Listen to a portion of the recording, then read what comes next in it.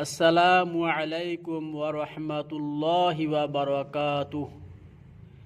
বিসমিল্লাহিৰ ৰহমানিৰ ৰহিম। আজি মই মোৰ এই ভিডিঅ'টোৰ যোগেদি আপোনালোকলৈ লৈ আহিছোঁ দুটি অতি গুৰুত্বপূৰ্ণ দোৱা। ১ নম্বৰ, দুনিয়া আৰু আখিৰাতৰ মংগলৰ বাবে পঢ়িবলগীয়া দোৱা। ربنا آتنا في الدنيا حسنة وفي الآخرة حسنة وقنا عذاب النار। ২ নম্বৰ, শত্ৰুৰ পৰা মুক্তি, আধিপত্য আৰু বিজয়ৰ বাবে পঢ়িবলগীয়া দোৱা।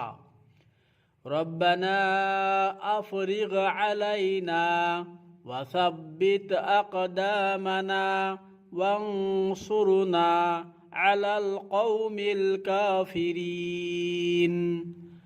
আল্লাহ পাকে আমাক এই দুইটি দোৱা শুদ্ধকৈ পঢ়িবলৈ তৌফিক দান কৰক। আল্লাহুম্মা আমিন।